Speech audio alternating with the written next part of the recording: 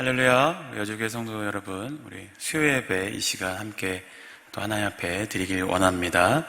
묵상으로 기도하시면서 하나님 앞에 나가도록 하겠습니다.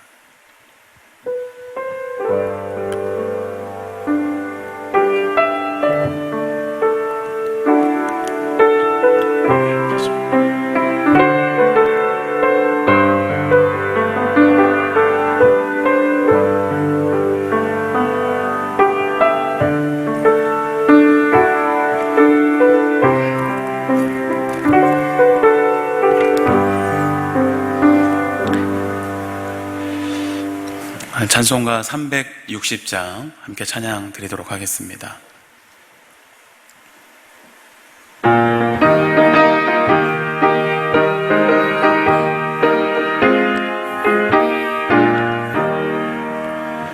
행군 나팔 소리에 주의 호령 났으니 십자가의 훈기를 높이 들고 나가세. 선한 싸움 다 싸우고 의의 면류관 받았으리라. 선한 싸움 다 싸우고 의의 면류관 예루살렘 성에서 면류관 받으리. 저 요단 강 건너 우리 싸움 마치는 날 의의 면류관 예루살렘 성에서 악한 마귀 권세를 모두 깨쳐버리고 승리하신 주님과 승전가를 부르세. 선한 싸움 다 싸우고 의의 면류관 받았으리라. 선한 싸움 다 싸우고 의의 면류관 예루살렘 성에서 면류관 받으리. 저 요단 강 건너 우리 싸움 마치는 날 의의 면류관 예루살렘 성에서 달려갈 길 나가고 싸움 모두 마친 후 주와 함께 기쁨을 용사들아 누리세. 선한 싸움 다 싸우고 의의 면류관 받았으리라. 선한 싸움 다 싸우고 의의 면류관 예루살렘 성에서 면류관 받으리. 저 요단 강 건너 우리 싸움 마치는 날 의의 면류관 예루살렘 성에서. 기도하시겠습니다. 만유의 주 창조주 우리 하나님 아버지, 오늘 이 시간 하나님 앞에 무릎 꿇게 하시고 전능하신 하나님께 예배할 수 있도록 인도하여 주시니 감사드립니다. 세상 흔들리고 사람들은 변할지라도 오직 여호와 하나님만을 섬기며 흔들림 없이 살아갈 수 있기를 소원합니다. 흔들림 없이 하나님만 바라보고 흔들림 없이 하나님만 예배하며 살아가는 예배자의 삶을 살 수 있길 원합니다. 주여, 믿음의 성도님들의 이 귀한 그 믿음을 붙들어 주시고 오직 여호와 하나님 앞에 전심을 다하여 나아가고 각자의 위치에서 변함없이 역사하시는 주님 붙들며 참된 예배자의 삶을 살게 하여 주옵소서. 여러 가지 삶의 걱정과 문제들, 얽매이기 쉬운 무거운 짐들을 이 시간 십자가 앞에 내려놓고 겸손히 주의 말씀을 듣기 원합니다. 주님, 우리에게 말씀하여 주시옵소서. 성령의 능력으로 우리 심령 가운데 역사하여 주시옵소서. 온전히 도우시고 인도하실 주님을 간절히 소망하며 예수 그리스도 이름으로 기도드리옵나이다. 아멘.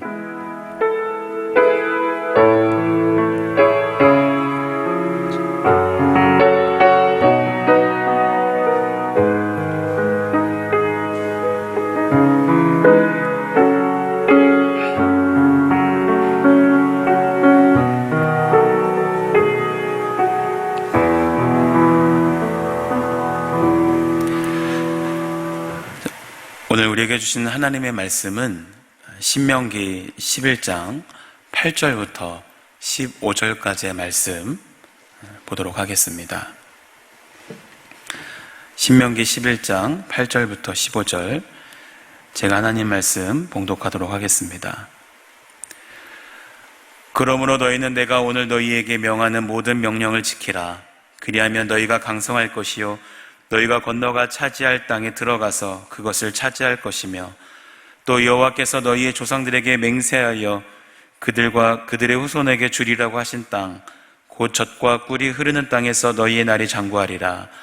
네가 들어가 차지하려 하는 땅은 네가 나온 애굽 땅과 같지 아니하니, 거기에서는 너희가 파종한 후에 발로 물대기를 채소밭에 땜과 같이 하였거니와, 너희가 건너가서 차지할 땅은 산과 골짜기가 있어서 하늘에서 내리는 비를 흡수하는 땅이요 네 하나님 여호와께서 돌보아 주시는 땅이라.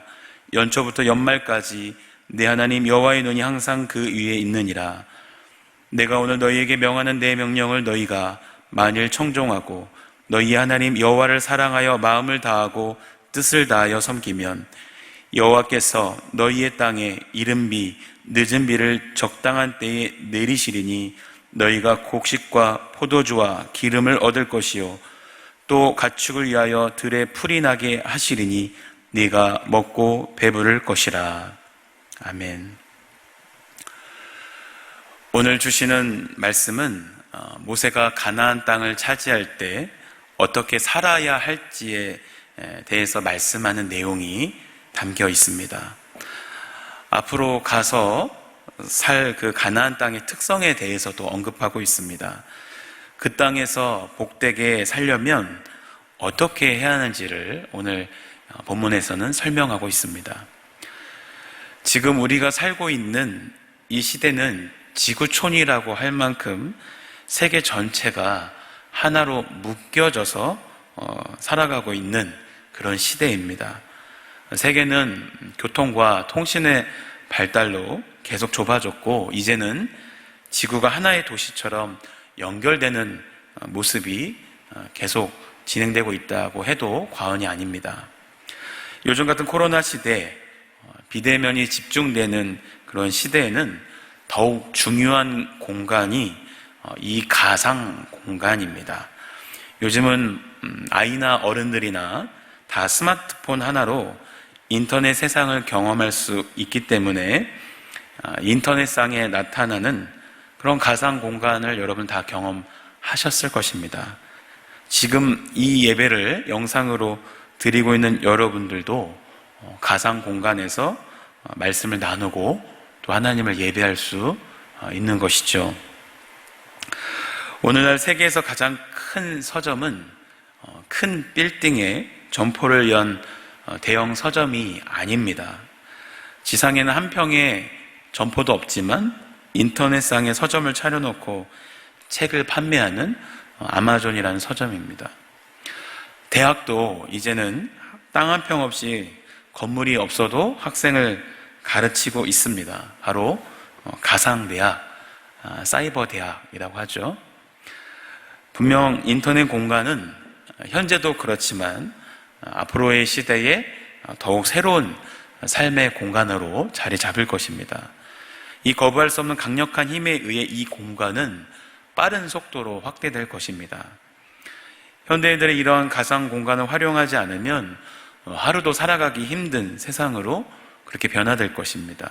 중요한 것은 이러한 새로운 삶의 공간을 활용하며 우리가 살아가기 위해 우리 성도들이 특별한 준비를 해야 한다는 것입니다. 마치 광야에서 새로운 땅에 살기 위해 준비하였던 것처럼 새로운 땅, 인터넷 공간에서 살아가기 위한 준비가 우리에게도 필요하다라는 것입니다. 오늘 본문 9절에 또 여호와께서 너희의 조상들에게 맹세하여 그들과 그들의 후손에게 주리라고 하신 땅, 곧 젖과 꿀이 흐르는 땅에서 너희의 날이 장구하리라 말씀하십니다. 하나님이 그의 백성들에게 주시고자 하는 공간은 가나안 땅인데 젖과 꿀이 흐르는 땅이라고 하였습니다. 본문 말씀 중에서 모세가 소개한 축복의 가나안 땅에 들어가서 모세가 전한 말씀대로 살면 세 가지 축복을 받게 될 것이라고 했습니다. 첫째, 강성할 것이고, 둘째, 하나님이 약속하신 그것을 얻을 것이고, 셋째, 우리의 날이 장구할 것이라고 하셨습니다. 먼저 강성하다라는 것은 큰 자신감을 뜻합니다. 그것은 교만한 마음과는 다릅니다. 교만한 마음은 자기 스스로 높이고자 하는 마음입니다. 교만함은 극한 열등 의식을 가진 사람이 그 무엇인가를 이루었을 때 겉으로 표출시키는 성격을 말합니다. 하지만 자신감이란 그것이 아닙니다. 영적인 담대함을 의미합니다. 하나님 앞에 당당히 설 수 있는 큰 영적 확신을 뜻합니다. 인생에 대하여 도전하고 응전할 수 있는 굳고 튼튼한 마음을 말합니다. 의롭게 살려는 사람들에게 강한 힘이 필요합니다. 힘이 없는 정의는 정의가 아니라는 말이 있죠. 그래서 가정도 강성해야 합니다. 우리나라에서는 이것을 가문이 왕성하다라고 말하죠. 사무엘하 3장 1절을 보면 사울의 집과 다윗의 집 사이에 전쟁이 오래매 다윗은 점점 강하여 가고 사울의 집은 점점 약하여 가니라 라고 기록되어 있습니다. 사랑하는 우리 여주교회 성도 여러분의 가정과 가문이 다윗의 집처럼 점점 강성하여지시기를 주님의 이름으로 축복합니다. 여러분, 기업도 강성해야 합니다. 나라도 강성해야 되죠. 우리나라가 일본의 통치를 받을 때 도산 안창호 선생은 힘이 없어서 우리나라가 이렇게 되었다고 탄식했습니다. 무엇보다도 그 안으로 힘을 길러야 한다고 하면서 무실 역행을 외치고 교육에 힘쓸 것을 강조했습니다. 이 무실 역행이란 참되고 실속 있도록 힘써 실행함을 뜻합니다. 이스라엘이 아랍 국가들에게 둘러싸여 있으면서도 꿋꿋하게 아랍 국가들을 제압해 나가고 있는 것은 그들에게 힘이 있기 때문입니다. 8절 뒷부분, 너희가 건너가 차지할 땅에 들어가서 그것을 차지할 것이며 했습니다. 이스라엘 백성은 이제 약속의 땅이 보이는 요단강 동편까지 왔습니다. 그 불가능해 보이던 애굽의 탈출이 이루어졌고 홍해가 갈라졌고 또 불기둥과 구름기둥, 만나, 메추라기, 생수, 또 광야에 사는 부족들과의 싸움, 많은 이적을 체험하면서 여기까지 왔습니다. 약속이 성취되기 직전 그 순간에 이르렀습니다. 그러다가 이스라엘 백성은 마지막 순간에 회의가 생겼을 가능성이 있습니다. 우리가 과연 요단을 건너가서 저 땅을 차지할 수 있을까? 여리고 성은 크고 높고 튼튼하다는데 가나안 7 족속들은 거인들이라던데 강을 건너가지 말고 그냥 여기 삽시다 라고 말하는 사람들이 나올지도 모릅니다. 사실은 12지파 중에 2지파 반은 그 요단강을 건너지 않고 요단강 동쪽을 차지한 사람들이 있었습니다. 그런데 하나님께서는 너희가 건너가 차지할 땅에 들어가서 그것을 차지할 것이요 라고 말씀하십니다. 여호수아를 선봉장으로 하는 이스라엘 군대는 그 가나안의 7 족속을 몰아내고 또 그 땅을 차지하게 되었는데 저들의 힘으로 쫓아낸 것이 아니라 순전히 하나님의 도우심에 의해 그 땅을 차지할 수 있었습니다. 이스라엘의 역사를 보면 저들이 가나안 땅에 살았던 날들은 여호수아 때로부터 예수님 오신 후까지 약 1400년 동안이었습니다. 그러나 그동안도 파란만장한 날들이 이어졌죠. 블레셋이나 암몬, 또 모압과 같은 주변국들이 끊임없이 침공하여 지배하였고, 마침내 북이스라엘은 아수르에 의해 멸망을 당했고, 남쪽 유다는 바벨론에 의해 정복당하여서 70년 동안 포로로 끌려가서 고통스러운 삶을 살아야 했습니다. 그리스 정복 시대는 저들의 지배하에 온갖 탄압과 신앙의 자유를 잃고 힘든 나날들을 보내야만 했습니다. 이어 로마의 지배를 받다가 예수님을 십자가에 못 박은 이후에 그 형벌로, 로마의 침공으로 이스라엘은 완전히 멸망하여 무려 2000년 동안 나라 없이 이 나라 저 나라를 유랑하는 그런 민족이 되었습니다. 2차 세계대전 당시 유대인들은 나치 정권에 의해 600만 명이 학살을 당하고, 이를 애석하게 여겼던 연합국들은 잃었던 그 이스라엘 땅 일부를 유대인들에게 내어주어서 나라를 되찾게 해줍니다. 이스라엘의 역사를 보면 그들이 하나님의 말씀을 지켜서 행할 때는 나라가 강성하였고 저들의 날들이 강구하였습니다. 그러나 하나님의 말씀을 떠나 이방 신들을 쫓고 이방의 풍속을 따라 살면 외적의 침입을 받아 외적의 지배를 받아야만 했습니다. 자, 이 세 가지 축복을 받으려면 어떻게 해야 하는지를 본문 말씀은 우리에게 모세를 통해서 분명하게 말씀해 주고 있습니다. 8절, 너희는 내가 오늘 너희에게 명하는 모든 명령을 지키라. 그리고 13절, 내가 오늘 너희에게 명하는 내 명령을 너희가 만일 청종하고 너희 하나님 여호와를 사랑하여 마음을 다하고 뜻을 다하여 섬기면, 이 8절의 말씀은 하나님의 명령을 따라 행하면 강성해지고 약속의 땅을 차지하여 장구하게 살 것이요, 13절의 말씀대로 하나님의 명령을 듣고 여호와를 사랑하여 마음을 다하고 뜻을 다하여 섬기면 이 가나안 땅의 기후를 온전하게 하여서 많은 수확을 거두어 복을 누리며 살게 할 것이라고 하나님은 약속하고 계십니다. 여러분, 은혜 받고 성령 충만한 사람의 특징이 무엇일까요? 바로 하나님의 말씀을 명령으로 받들어 순종하고 지키는 것입니다. 요한복음 14장 15절 말씀에 너희가 나를 사랑하면 나의 계명을 지키리라 했고요. 21절 말씀, 나의 계명을 가지고 지키는 자라야 나를 사랑하는 자니 나를 사랑하는 자는 내 아버지께 사랑을 받을 것이요 나도 그를 사랑하여 그에게 나를 나타내리라 하셨습니다.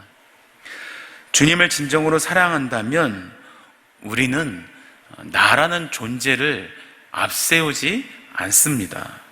하나님의 말씀을 명령으로 받아 그 말씀을 지키는 일에 주력을 하는 것이죠. 하나님께서 이스라엘 백성들에게 들어가 살라고 하신 가나안 땅은 430년 동안 종살이하던 애굽 땅과 같이 아니하다고 말씀하십니다. 애굽의 농사는 여러분 두 가지 방법을 사용하였습니다. 첫째는 나일강이 많은 비로 이렇게 범람하는 것을 이용해서 농사짓는 방법이었어요. 나일강이 범람한 후에 이집트 농부들은 배를 타고 다니면서 물 위에 씨를 뿌립니다. 그러면 얼마 후에 이 범람한 물이 쭉 빠지면서 강바닥에 뿌려놓았던 씨앗이 이 강바닥에 뿌리를 내리고 싹이 나게 됩니다. 그런 후에 물이 빠지게 되면 퇴적된 비옥한 흙으로 힘들지 않게 농사를 지었다고 해요. 그러나 이것은 강변에 농토가 있는 경우만 해당이 됩니다. 나일강 주변의 밭에서 농사짓는 농부들은 나일강에서 수로를 통해 물을 끌어들여서 농사를 지었습니다. 그러나 이 가나안 땅에는 나일강과 같은 큰 강이 없습니다. 요단강이라는 작은 강이 있지만 우기 때만 강이 되고 비가 오지 않을 때는 그냥 작은 샛강이 되고 맙니다. 이 가나안 땅의 농토들은 산과 골짜기에 있는 땅으로 하늘에서 내리는 비를 통해서 적셔주는 땅이라고 하였습니다. 어찌 보면 가나안 땅은 이집트에 있는 땅들보다 척박한 땅들이었습니다. 이집트 나일강 주변에 드넓은 평지로 되어 있지 않고 산과 골짜기로 되어 있는 험로의 땅이기도 합니다. 이 가나안 남쪽의 네게부는 사막화된 거친 땅으로 되어 있고 샤론 평화나 또 사마리아 평원 갈릴리 주변의 땅들을 제외하고는 준사막과 같은 지역으로서 거칠고 또 비가 많이 오지 않는 지역입니다. 가나안 땅은 1년에 2차례 정도 비가 오는데 성경은 이것을 늦은 비와 이른 비라고 하였습니다. 가나안 땅에 10월이 되고 가을이 시작되면 서쪽 지중해로부터 바람이 불면서 비가 내리기 시작하면 이 여름 내내 메말랐던 대지가 촉촉히 적셔지고 죽은 듯 했던 생물들이 되살아나는데 이렇게 12월까지 내리는 비를 가리켜 성경은 이른 비라고 합니다. 이른 비가 내리면 메마른 땅이 생명을 얻고 언덕과 들판이 새싹을 내어 색깔을 바꾸고 땅은 이 비를 쭉 빨아들여서 농사짓기에 알맞게 부드러운 상태로 준비됩니다. 그래서 농사를 지을 수 있도록 가을에 내리는 비를 이른 비라고 부르는데 이 비는 죽었던 온 땅의 생명을 회복시키는 비라고 할 수 있습니다.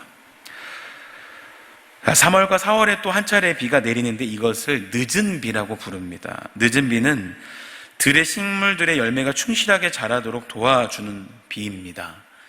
이 비를 받아먹는 온갖 식물들, 과일들은 추수를 앞두고 마음껏 그 영양분을 쫙 빨아들여서 튼실한 열매가 되고 아주 달고 좋은 열매가 되었다라는 것이죠.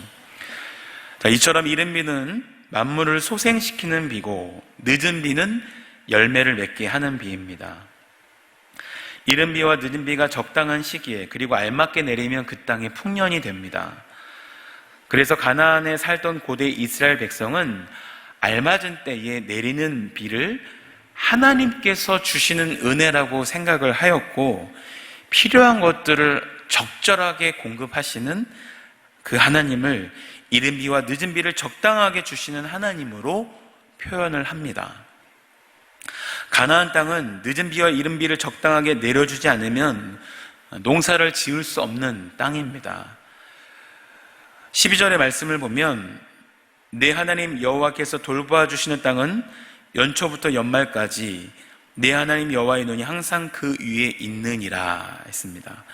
이렇게 말씀하신 것 같이 가나안 땅은 하나님께서 돌보아 주시는 땅이요 1월부터 12월까지 1년 내내 항상 하나님의 눈이 그곳을 바라보고 계신 곳이기에 젖과 꿀이 흐르는 땅이라고 하였다는 것이죠. 그래서 하나님의 명령과 계명을 순종하고 따르면 늦은 비와 이른 비를 적당한 때에 내려주셔서 곡식과 포도주와 기름을 풍성하게 얻게 할 것이요 가축들이 들에 무성하게 자란 풀을 먹고 살찌게 자라나게 할 것이라고 하였습니다. 그러나 하나님의 말씀과 계명을 따르지 않으면 제때에 비가 내리지 않고 그래서 홍수와 가뭄으로 농사를 망칠 수밖에 없었다라는 것입니다. 옛날 우리나라의 농토는 대부분 천수답이었습니다. 그러니까 하늘을 바라보고 농사 짓는 땅이었다라는 것이죠. 근데 가나안 땅이 정말 그러했습니다. 하나님 바라보고 농사 짓는 땅, 그곳이 가나안 땅입니다. 이 땅이 젖과 꿀이 흐르는 땅이 되게 하려면 하나님 명령과 법도를 따라야만 했습니다. 하나님이 하늘의 문을 열어서 때를 따라 비를 주시면 비옥해지지만 하나님이 비를 막으시면 살 길이 막막해지는 땅이 바로 가나안입니다. 애굽에 있을 때는 내 노력이면 다 될 줄 알았는데 이곳 가나안에 들어와 보니 인간의 노력으로는 안 되는 일이 있음을 이스라엘 백성들이 깨닫게 됩니다. 가나안에서의 인간의 노력은 둘째입니다. 먼저 하나님의 돌보심이 있어야 한다라는 것입니다. 새초부터 새말까지 항상 하나님이 돌보아 주셔야만 살아갈 수 있는 곳이 이 가나안이라는 것입니다. 우리나라 1960년대 후반 어느 해 여름에 심한 가뭄이 있었다고 합니다. 우리 몇 년 전에 그 가뭄보다도 훨씬 더 심한 가뭄이었다고 해요. 근데 60년 되니까 그때는 저수지나 댐들도 지금처럼 많지 않아서 타격이 더 컸습니다. 그래서 정부에서 이스라엘의 수리사업 전문가들을 초청해 왔습니다. 당신들은 비가 안 오는 가운데서도 농사를 잘 짓고 사막에서도 꽃과 과일나무를 심어 수출을 하는데 우리를 좀 지도해 주시오 라고 부탁했습니다. 그래서 이 전문가들이 우리나라 여러 곳을 살핀 다음에 이런 결론을 전하고 돌아갔대요. 우리는 한국을 이해할 수 없습니다. 올해 비가 안 왔다고는 하지만 국토 곳곳이 댐을 만들어 물을 저장할 수 있는 곳들이고 어느 곳이나 조금만 파면 물이 나오는데 왜 이런 소동을 벌입니까? 우리 이스라엘은 사막에 파이프를 설치해서 물을 공급하면서 그렇게 농사를 짓고 있습니다 라고 결론을 냈다는 거예요. 그래서 박정희 대통령이 이 말에 자극을 받아서 댐과 저수지 건설에 더욱 힘썼다라는 그런 이야기가 있습니다.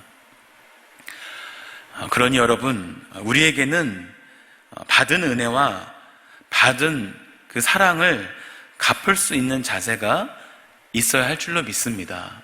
우리나라는 세계 어느 나라에 비해서 더 하나님께서 많은 것들을 주셨다라고 생각이 됩니다.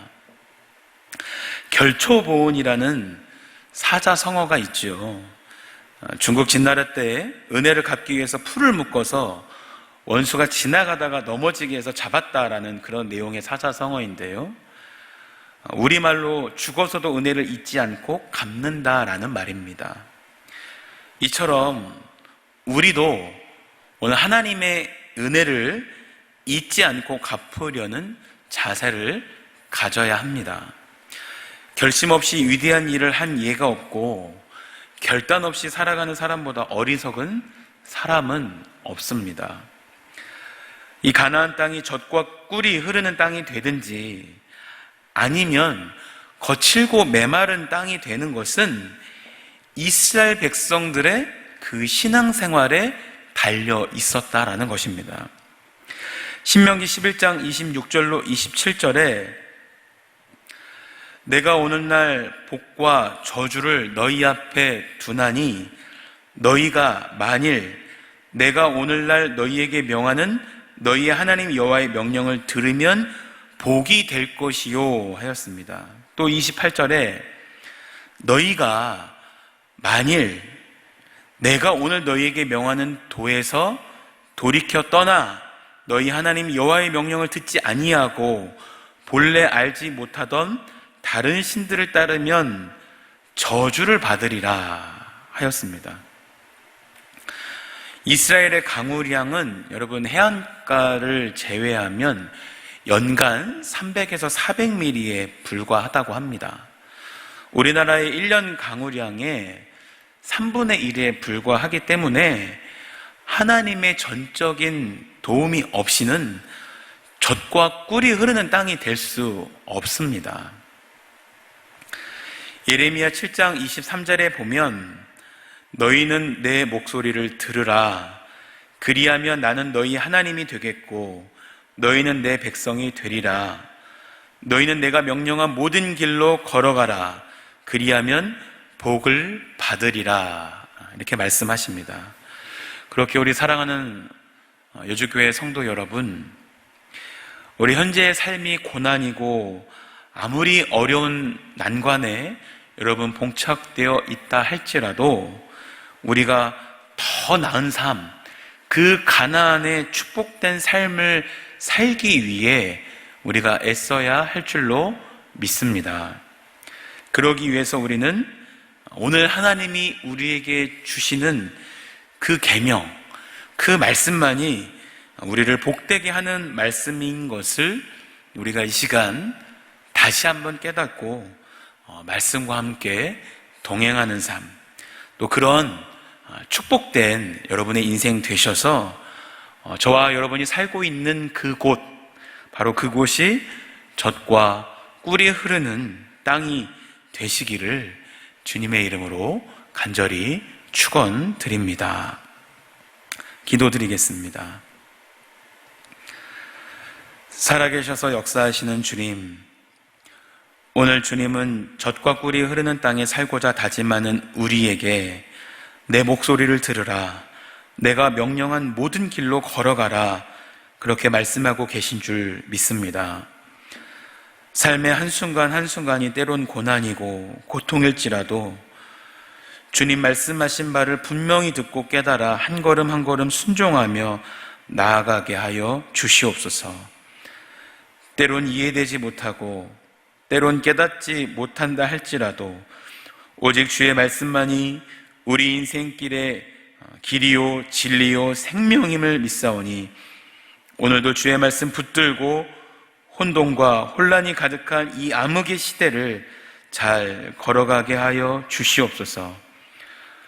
우리 교회의 예배가 회복되게 하시며 하나님의 진리의 말씀만이 이 땅을 통치하여 주실 것을 간절히 소망하며 우리 주 예수 그리스도의 이름으로 기도드리옵나이다. 아멘. 말씀을 마쳤습니다. 여러분 각자 계신 곳에서 찬송가 435장 나의 영원하신 기업, 이 찬양 하나님께 드리시면서 오늘 들은 말씀을 기억하고 우리 담임 목사님과 또 우리 주변에 만나지 못하고 있는 우리 성도님들을 위해 또 이 나라와 또 이 예배가, 우리 교회 예배가 다시 회복될 수 있도록 함께 뜨겁게 기도해 주시기를 바랍니다. 주님 가르쳐 주신 기도로 모든 순서 마치겠습니다.